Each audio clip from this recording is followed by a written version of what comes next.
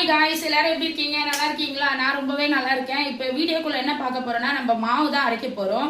இப்போ ரேஷன் அரிசியில வந்து மாவு அரைச்சா 2 நாள் கழிச்சு அந்த மாவு வந்து ஒரு மாதிரி ஸ்மெல் வரும். ஒரு மாதிரி ரேஷன் அரிசி புளிச்ச ஸ்மெல் ஒரு மாதிரி வந்துடும். சீக்கிரம் மாவு கெட்டு போயிடும். இப்போ அது கெட்டு போகாம ரேஷன் அரிசியை எப்படி நம்ம செய்யலாம்னு பார்த்தீங்கன்னா, எப்படின்னா இப்போ வந்து ஒரு பங்கு ரேஷன் அரிசினா ஒரு பங்கு பச்சரிசி, ஒரு பங்கு நம்ம சாப்பாட்டு அரிசி போட்டுக்கலாம்.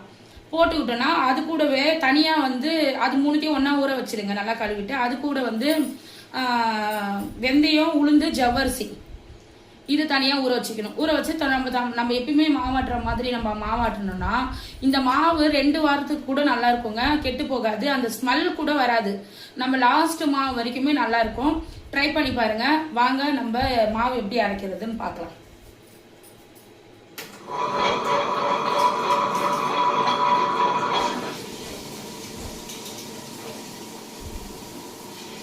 அதே மாதிரி மாவு வந்து நீங்க இன்னொன்னு என்னன்னா, மாவு வந்து நம்ம கேன் தண்ணி ஊற்றி அரைச்சோன்னா, கேன் தண்ணி தெளிச்சு அரைச்சோன்னா நல்லா இருக்கும். மாவு இன்னும் சூப்பரா இருக்கும், கெட்டு போகாது, நல்லா பளிச்சுன்னு இருக்கும் மாவு.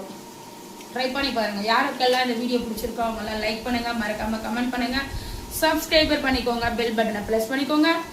பாய், நெக்ஸ்ட் வீடியோல பார்ப்போம்.